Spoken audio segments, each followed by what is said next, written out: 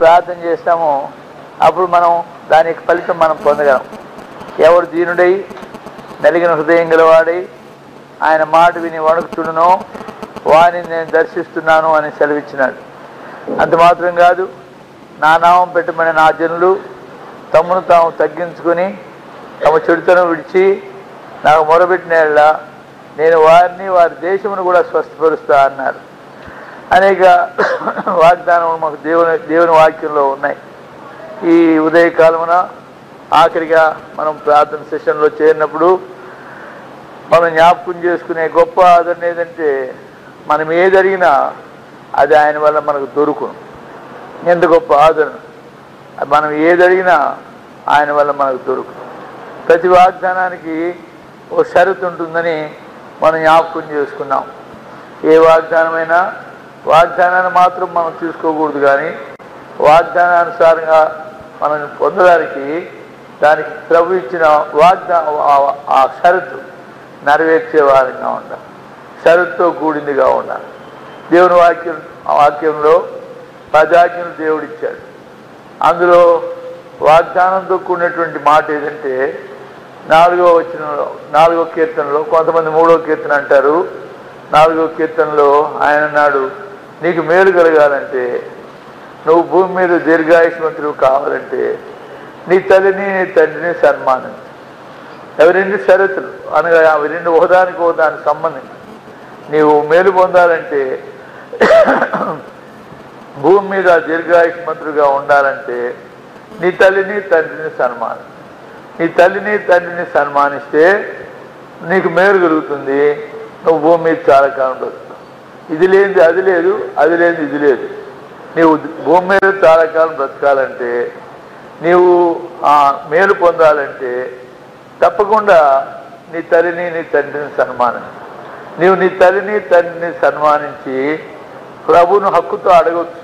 ఏమని? ప్రభువా, నీవు సెలవిచ్చిన మాట ప్రకారం నా తల్లిని తండ్రిని నేను సన్మానించాను. నువ్వు చెప్పావు కదా, తల్లిని తండ్రిని సన్మానిస్తే నీకు మేలు కలుగుతుంది, నీవు దీర్ఘాయుష్మంతుడు అవుతావు అన్నావు కదా, కనుక నేను హక్కుతో అడుగుతున్నా. నువ్వు చెప్పినావు కనుక నీ మాట చొప్పున నేను ఈనాడు నా తల్లిని తండ్రిని సన్మానించాను, కనుక నాకు దీర్ఘాయుష్మంతుడు, నాకు దీర్ఘాయుషు దయచేయి అని అడగడానికి నీకు హక్కు ఉంది. ఒకవేళ నువ్వు కనుక ఆ మాట ప్రకారం తల్లిని తండ్రిని సన్మానించకపోతే నువ్వు హక్కుతో అడగలేవు. ఇక్కడే 1 యోహాను పత్రిక 3వ అధ్యాయం 21వ వచనంలో ఒక మాట ఉంది. ఏమన్నారు? చదవండి ఒకరు.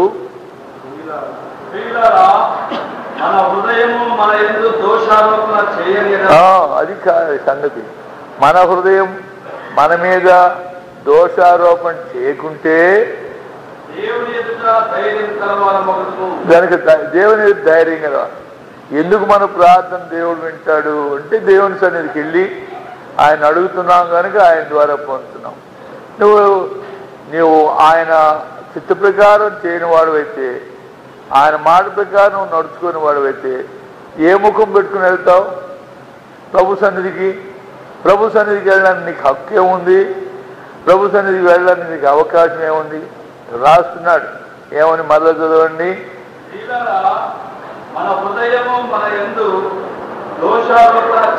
నీ హృదయమే నీ మీద దోషారోపణ చేస్తున్నది. నువ్వు ఫలాన్ని చేయలేదా, ఫలాన్ని విషయం చేయలేదా, దేవునికి విరోధంగా నడుచుకోలేదా, నువ్వు దేవునికి ప్రతికూలంగా నడుచుకున్నావా అని మన హృదయమే మన మీద దోషారోపణ చేస్తుంటే ఎలాగ వెళ్తాం దేవుని సన్నిధికి? మన హృదయం మన మీద దోషారోపణ చేయని ఎడల మనం ధైర్యంగా ఉన్నాం, ప్రభు సన్నిధికి అడగలం. అప్పుడు ఆయన అడగగలం, ఆయన్ని పొందగలం. కనుక మనం ప్రభు యొక్క సన్నిధికి వెళ్ళడానికి మన మొదటి సంగతి ఏదంటే, ఆయన చిత్తానుసారంగా నడిచిన వారం. అదే నిన్నటి రోజులు కూడా మనం ధ్యానించినాం. ప్రార్థించినప్పుడు దేవుని చిత్తు మెరిగి చేయాలి. దేవుని చిత్తు మెరిగి నీ చిత్తమైతే అని ప్రార్థించడం అవసరం. అలాగే దావీదు చేశారు, అలాగే ప్రభువైన యేసుక్రీస్తు వారు చేశారు. కనుక తండ్రి నీ చిత్తమైతే, నీ చిత్తం దేవుని చిత్తం. ఎందుకంటే మనకు తెలియదు ఎలాగ జీవించాలనో, ఎలాగ బ్రతకాలనో, మనకి ఏది అవసరమో మనకు తెలియదు. ప్రభు సెలవిచ్చినాడు, మీకేవేవి కావాలేనో మీ పరలోకమందున్న తండ్రికి తెలియదు. అసలు మనం ఏం కోరుకోవాలో మనకు తెలియదు, మనం ఏం అడగాలనో మనకు తెలియదు, మనం ఏం ప్రార్థించాలనో మనకు తెలియదు. అనేక పర్యాయములు మనం కాని వాటిని అడుగుతాం. పిల్లలు, చిన్నపిల్లలు తల్లిదండ్రులను అడుగుతారు, నాకు అది కావాలా, రైలు కొనేవు, నాకు కారు కొనేవు. అలాగా వారికి ఉన్న ఆశ ప్రకారం అడుగుతారు. అయితే మనం ఏమంటాం, నవ్వి ఊరుకుంటాం. ప్రేమిస్తున్నాం, అయితే నీవేమడుగుతున్నారో మీరు ఎరుగరు. అది ప్రభు అన్నమాట. మీరు ఏమడుగుతున్నారో మీరు ఎరుగరు. కనుక మనం ఆయన తెలియకుండా అడుగుతాం. అయితే మనం ఆయన చిత్తానుసారంగా అడిగినప్పుడు ఏది మనకు అవసరమో దాన్ని అడుగుతాం. అలాగే ప్రభు యేసుక్రీస్తు వారు చేశారు. కనుక తండ్రి నీ చిత్తమైతే, నీ చిత్తం దేవుని చిత్తం. ఎందుకంటే మనకు తెలియదు ఎలా జీవించాలనో, ఎలా బ్రతకాలనో, మనకి ఏది అవసరమో మనకు తెలియదు. ప్రభు సెలవిచ్చినాడు, మీకేవేవి కావాలేనో మీ పరలోకమందున్న తండ్రికి తెలియదు. అసలు మనం ఏం కోరుకోవాలో మనకు తెలియదు, మనం ఏం అడగాలనో మనకు తెలియదు, మనం ఏం ప్రార్థించాలనో మనకు తెలియదు. అనేక పర్యాయములు మనం కాని వాటిని అడుగుతాం. పిల్లలు, చిన్నపిల్లలు తల్లిదండ్రులను అడుగుతారు, నాకు అది కావాలా, రైలు కొనేవు, నాకు కారు కొనేవు. అలాగా వారికి ఉన్న ఆశ ప్రకారం అడుగుతారు. అయితే మనం ఏమంటాం, నవ్వి ఊరుకుంటాం. ప్రేమిస్తున్నాం, అయితే నీవేమడుగుతున్నారో మీరు ఎరుగరు. అది ఆయన ప్రభు అన్నమాట. మీరు ఏమడుగుతున్నారో మీరు ఎరుగరు. కనుక మనం ఆయన తెలియకుండా అడుగుతాం. అయితే మనం ఆయన చిత్తానుసారంగా అడిగినప్పుడు ఏది మనకు అవసరమో దాన్ని అడుగుతాం. మనకి ఏది అవసరమో ప్రభు తెలియపరిస్తే, ప్రభు నీకు తెలియపరిచినప్పుడు అప్పుడు మనం అడుగుతాం. కనుక ప్రార్థన విషయంలో కొద్ది జాగ్రత్తగా ఉండాలి.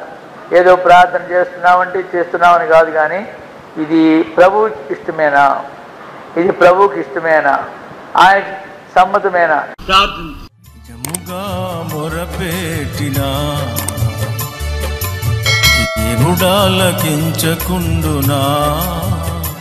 Thank you for watching. మరిన్ని వీడియోస్ కోసము ఛానల్ని సబ్స్క్రైబ్ చేసుకోండి. Praise the lord. సమాధానమియ్యకుండునా, జీవము గల దేవుడు మౌనముగా నుండునా, తన పిల్లల కాయన మేలు చేయకుండునా. జీవము గల దేవుడు మౌనముగా నుండునా, తన పిల్లల కాయన మేలు చేయకుండునా. జముగా మొరపెట్టినా దేవుడాలకించకుండునా, సహనముతో కనిపెట్టినా సమాధానమియ్యకుండునా.